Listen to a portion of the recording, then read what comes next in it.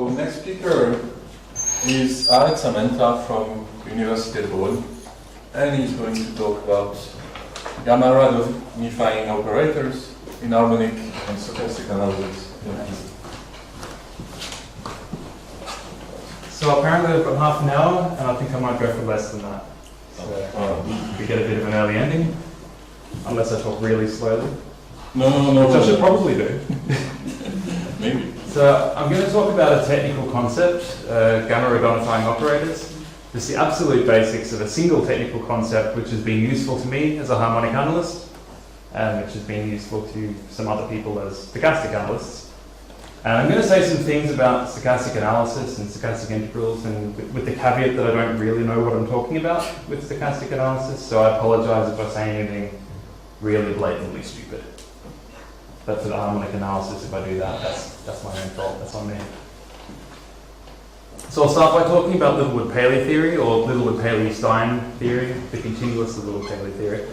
So Oldie's already talked about Poisson integrals of functions. If we take a real value function on Rn, this is its Poisson integral, it's a harmonic function on the upper half space, and we can take this thing called the g function, which is a sort of a pointwise vertical L2 integral measuring the Poisson extension at a given spatial point x.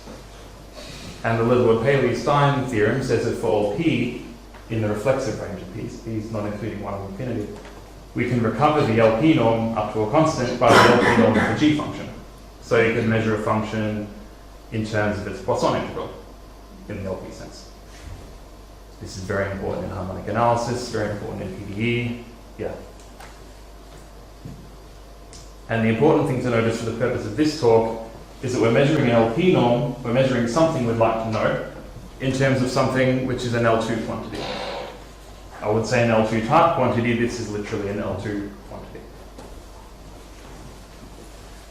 Now, something completely different is the U2 isometry, which is, I might not make sense here, but if we take a Brownian motion and a predictable process, just a really simple one like this, we can define a stochastic integral like this, in the only way that to me makes sense, but again, not a stochastic analyst. Then the U2 isometry says that we can measure the expectation of the square of this stochastic integral as an L2 quantity involving the integrand.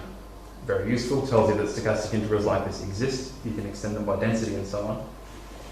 And I'll repeat myself, we're measuring things in terms of an L2 quantity. Very important.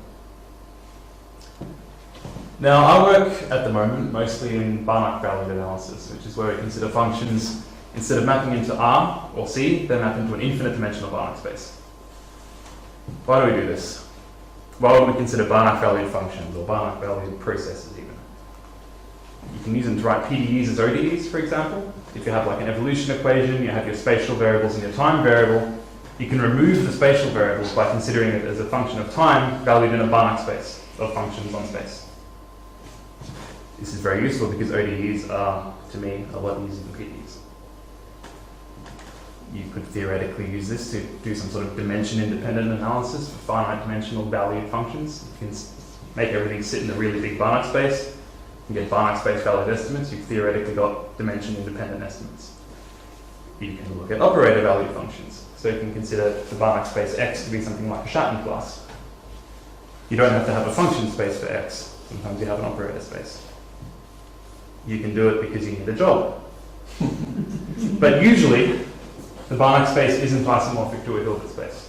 At least in a lot of the interesting applications, it's not. Sometimes it is, but to me, it never is.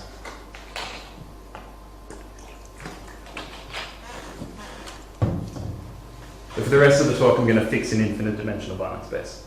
And you can consider your favorite one as long as it's not a Hilbert space.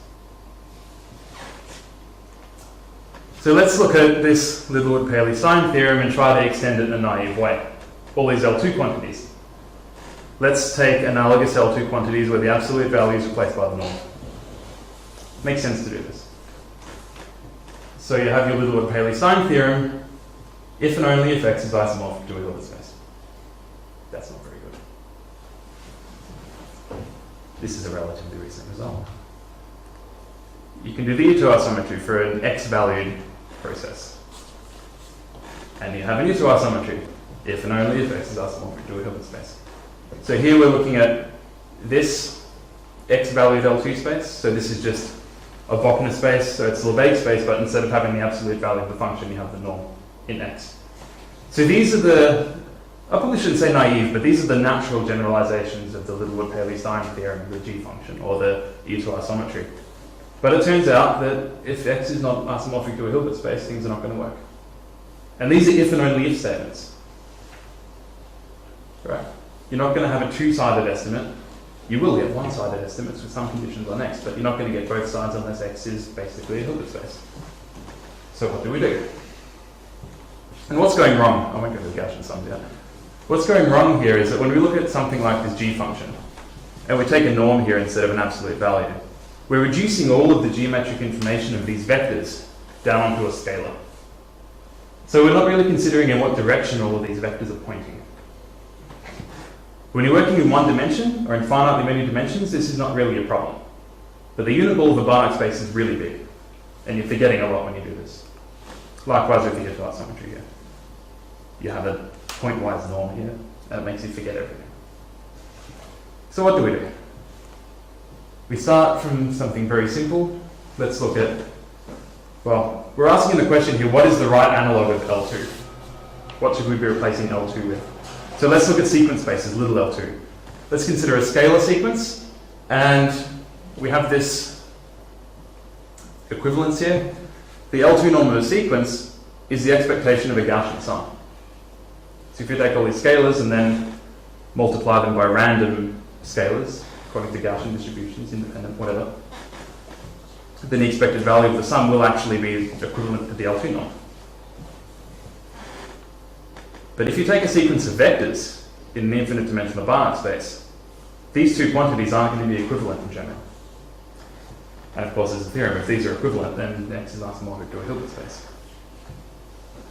So you can ask the question, and the question has been asked, is this the right L2 norm? Was this the wrong representation all along? And it does turn out that this left-hand side here, this Gaussian sum of the set of vectors, actually encodes a lot more geometric information than just taking this norm version. So this is actually the right quantity to be looking at. You really take the expectation of the norm. Yeah. And not squared? I mean, nobody. There's a, it doesn't matter if it's compute it. Hmm? I mean, I don't know how to compute it even in finite dimension. Unless if I go back to the fact that it's Gaussian. Yeah. I can't tell you exactly how to prove it. I mean, I can't remember exactly how to prove this inequality. But No, okay, the first one is easy, Yeah. because the sum of Gaussian is Gaussian. So, yeah.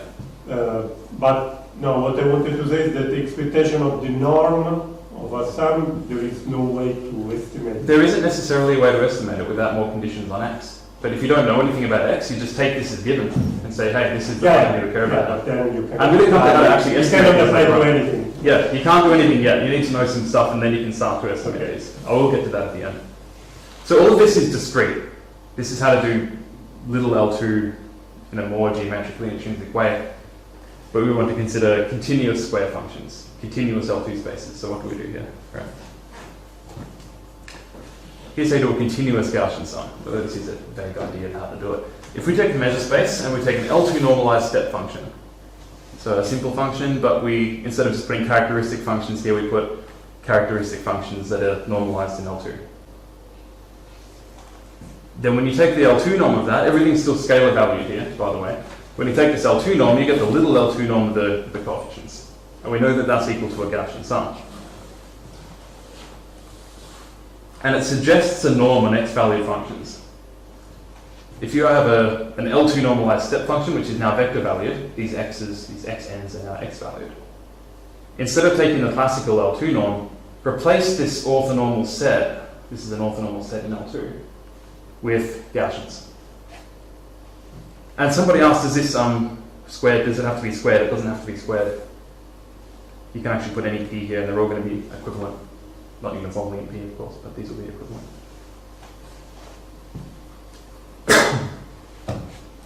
So this is almost the right idea. This is almost the norm that we should be taking. But the right abstract framework is a little bit more complicated. It's the context of Gamma-radonifying operators. So here's a definition. We should stare at the definition until we understand it. Maybe we will go for longer than half an hour. So if you have a Hilbert space and a Banach space, the Hilbert space is H, the Banach space is X. You'll call a bounded linear operator gamma summing. This operator is going from H to X, if this quantity is finite.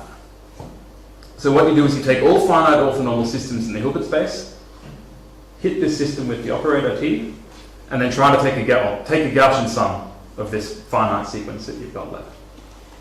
Whenever you have a finite orthonormal system, that's going to be well defined, so then you take the supremum over all finite orthonormal systems, and if that supremum is finite, you call the operator gamma summing, and you call an operator Gamma-radonifying if it's a limit in this norm of finite rank operators. Let gamma hx denote the space of Gamma-radonifying operators. Do I have the comment here that I know? So the gamma IID. They're all Gaussians, IID. So why when you take n to infinity does not explode? Okay. It depends on the operator. If it doesn't explode, then you're good. If it does, you're not a gamma summing operator. It depends on the operator.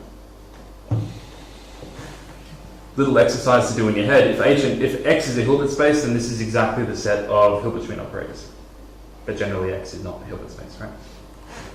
So for a finite rank operator, you can compute the gamma, well, I'm going to call this a gamma norm. You can compute the gamma norm of a finite rank operator pretty easily. You replace, if you have a finite rank operator from H to X, you can write it in terms of functionals on H. You replace those orthonormal functionals by Gaussians.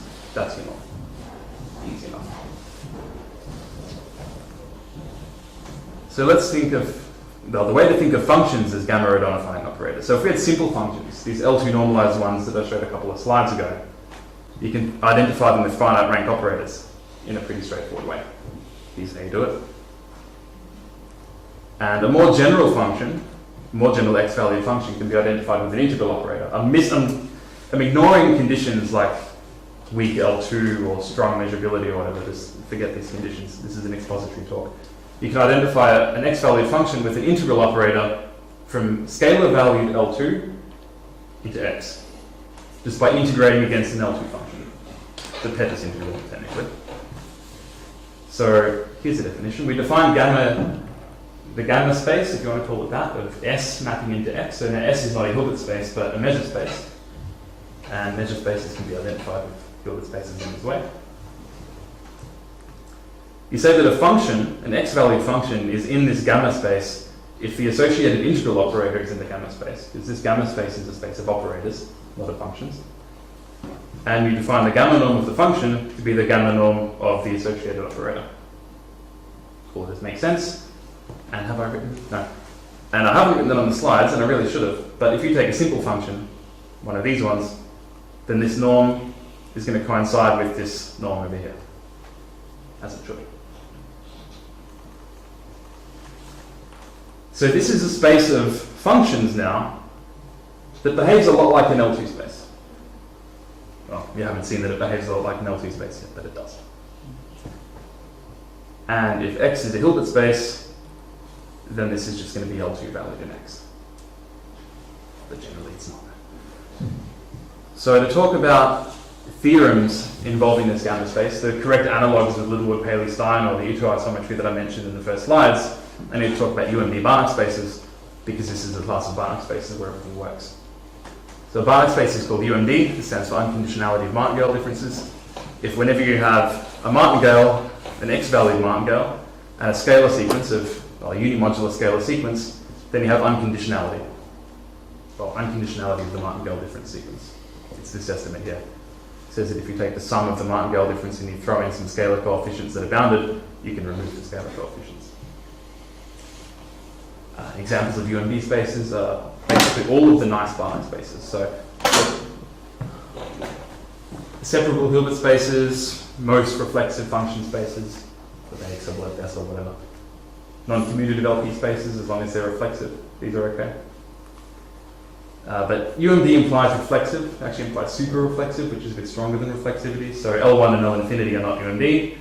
Some nice examples like these infinitely iterated Lebesgue spaces with two different indices. They're not UMD, but they're reflexive function spaces. They're a bit strange, but they are reflexive function spaces.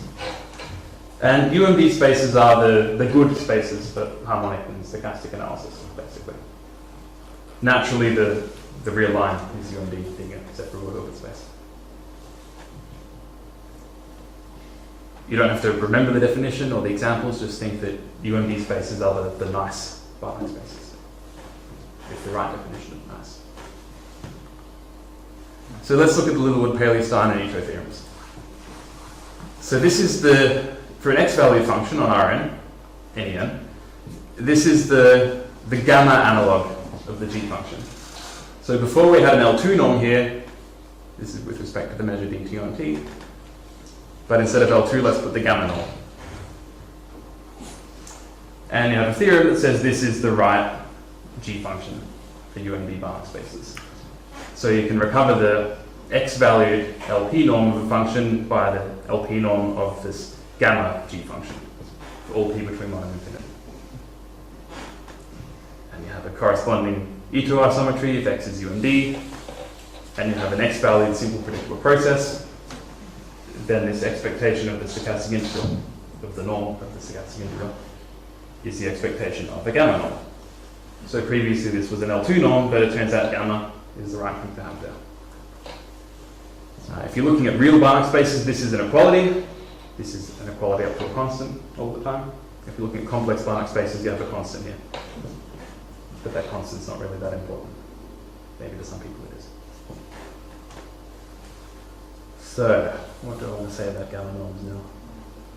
So gamma norms are, at least for UMD Banach spaces, the right replacement for L2. So what are the pros and cons of these spaces? The good thing is that they are, as I just said, they're the correct analog of L2. The bad is that the definition is very weird. If you haven't already seen it before, you've probably already forgotten it. I know I would have. So how do we actually work with these gamma norms? I'll just give a few examples of theorems that let you manipulate them, how to estimate a gamma norm, where the gamma norms actually come up, and then we'll be done. So we have what's called the gamma multiplier theorem. So to talk about the gamma multiplier theorem, we need to talk about what it means for a set of operators to be gamma bounded. I want to make a little analogy that I didn't put on the slides. I have to make sense of this. So the gamma space is analogous to L2. This is just an analogy. If you have a space which is like L2, there should be something out there which is like LP, L infinity. There might not be something that's like LP. And if you know what L2 is, how do you know what L infinity is? L infinity is a space of multipliers.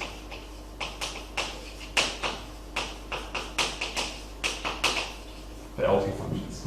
If you multiply an L2 function by an L infinity function, you get an L2 function, right? So what is the space of multipliers for the gamma space? It turns out to be the space of R-bounded operators, or R-bounded sets of operators. So a set of operators on X is called gamma-bounded. I might call R-bounded by accident, because it's the same thing basically. If whenever you have a finite sequence of operators in the set and a finite sequence of vectors in the vector space, you can remove the operators from a Gaussian sign. Best way to think about it. And gamma then will be the smallest admissible constant in this inequality. So then if you have a function in the gamma space and a set of an operator value function on S, M, and you suppose that the range of this function is gamma bounded, then the pointwise multiplication MF, so MF of X is MX applied to FX. This will be in this gamma infinity space, and its norm will be controlled by the gamma norm of F. Now remember that gamma infinity was the gamma summing operators, and gamma was the closure of the finite rank operators in that. What this theorem tells you is that if you have something that's in the closure of the finite rank operators, one of these multipliers might take you outside that closure. But as long as the Banach space X doesn't contain any closed subspaces isomorphic to C0, then these two spaces are the same thing anyway. And all UMB spaces have this property, so at least when you're looking at nice Banach spaces, this space of... What is C small 0? What is this C small 0? Sequences on the natural numbers that converge to 0 at infinity. If you have a Banach space and it contains a closed subspace isomorphic to that, you've got problems. Yeah. So there's a multiplier space for the gamma space, which is like L infinity. There's a duality theorem, so if X is nice enough, K convex. For example, if X is UMD, that implies K convex. You don't need to know what K convex means. Something to do with C zeros. And if you have an X valued function, then you can actually recover the gamma norm by duality. This is the familiar L2 duality pairing, but you have to normalize in the gamma space associated with the dual. This is quite handy if you want to estimate a function in the gamma space. And the converse is also true. You have a Cauchy-Schwarz type inequality with gamma norms replacing L2s. This is actually not too hard to prove from the definition. This one's a little bit harder. What else do I want to say? There are also Sobolev type embeddings. This is just the simplest Sobolev embedding for the gamma space. There are a lot more complicated ones, but I like this one because the proof is relatively simple. If you have a function on the interval 0, 1, which is C1, and its derivative is in L1, so W11 or whatever, then F will actually be in the gamma space on 0, 1, valued in X, and its norm will be controlled by the integral of the function plus its derivative. And I want to show you the proof, because it's a cute proof.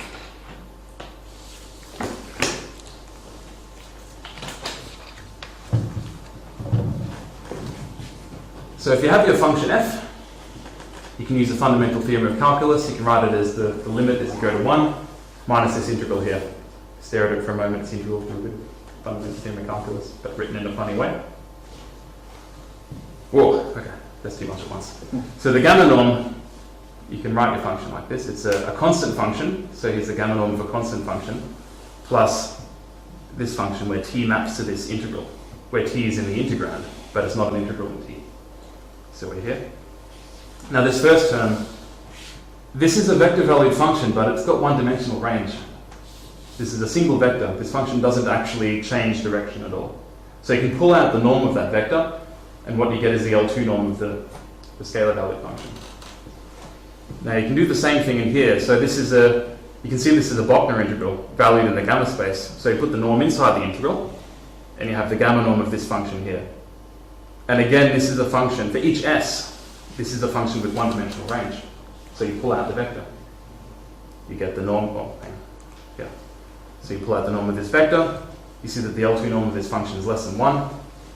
So we're at this point here. At this point we're basically done. Use the fundamental theorem of calculus again, write f of 1, or f of 1 minus, as f of t plus the integral. You control it by the integral from 0 to 1 of the derivative, then you average t. You're done. I'll leave it up there for a second so you can let the proof sink in. It's a very simple proof. It's not so simple if you've seen it for the first time and you're not used to what a gamma norm is. It doesn't use many facts about the gamma norm. Certainly doesn't use the definition of it. So a convenient way to show that a function is actually a Gamma-radonifying operator is to show that it's in W11. Use some regularity of the function. I've personally used this in a paper, very useful result. So I said I'd go into time, and I have. Here are some references if you want to learn a bit more about Gamma-radonifying operators. Volume 2 of Analysis in Banach Spaces is a fantastic reference. These are the papers where the theorems that I cited are from. And yeah, I'm going to stop there. Thanks for your time.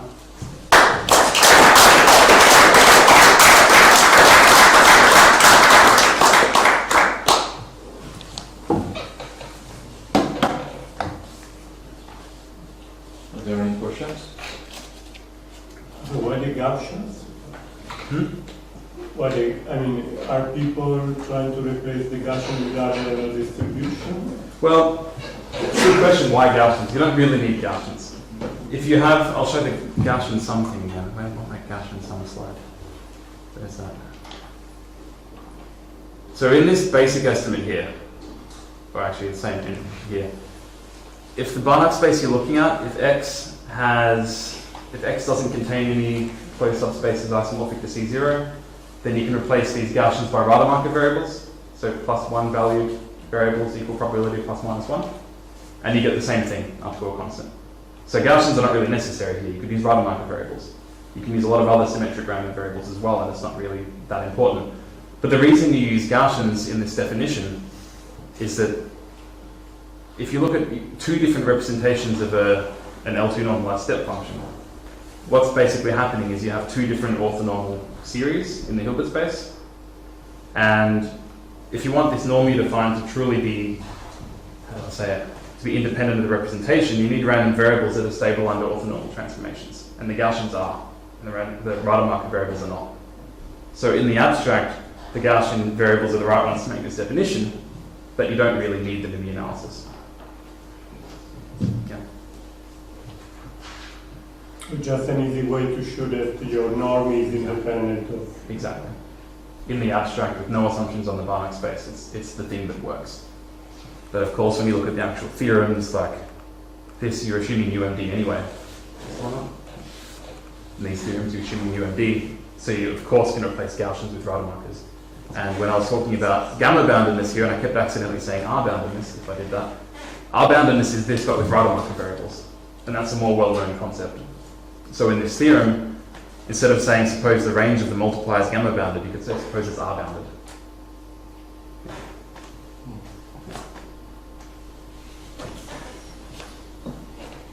Maybe it would be useful if you could name some examples of gamma-bounded operators, families of operators. Here's an example. So if X is a Hilbert space, you've got the Hilbert-Schmidt operators, like I said. Hilbert-Schmidt is equivalent to gamma boundedness when X is a Hilbert space. What other examples could I give? Gamma bounded. It is known what is the case when X is LP. That's true, yeah. I should have really said something about LP, about finite function spaces in general. I have a bias against finite function spaces, including LP, so I tend not to write LP as an example. But if you have an LP value function, say mapping a measure space S to LP, then what you're writing down is basically a square function norm. So how should I write this one? Is it going to be LP value now? So say f is a function, you can identify f as a function of two variables, one in S, one in, say, let's say LPR.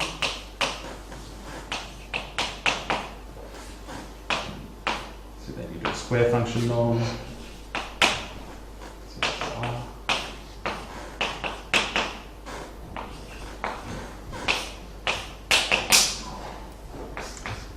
So when you're looking at function spaces instead of abstract Banach spaces, you have a classical square function. And I really should have said that in the talk because that's a great example. This is LP on R, no? So Well, you could do the R on R, but it can be on any measure space. but the T variable is the R. Yeah, the T variable is the R here. I've been very sloppy here. This is S. So this why is are R. you taking that to know? It's correct? Up to a constant, yes. What do I need So to do you here? look at the L2 norm in T, Yeah. and then So- LP norm in S. Okay. You actually will have here that this is equivalent to the LP norm on omega valued in gamma S, C, or R, that's what R is. Which is LP L2 because this is the Hilbert space. Yeah, that's why I'm Which is what I comparing recommend. with your formula. I think your formula is wrong, or I'm not very good in, I mean, I have to look 2 times, but I would say that you're taking the L2 norm in T and the LP norm in S, which is not maybe what you would do. Believe it or not, this is actually what I want to do. Okay, Yeah. now I have to understand it. It looks backwards. It definitely looks backwards. Ah, okay, yeah. But you have this, That's why. Yeah, you have a no, theorem. okay, now I understand. Yeah. I see. let's say S1, S2, Yeah, no. and this is actually, I'll just write it big. And this is No, you're right. So.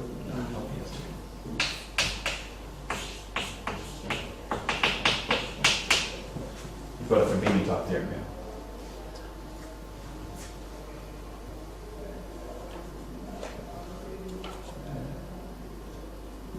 Does it make sense? I don't know. I will have to think. I reserve my judgment. So So a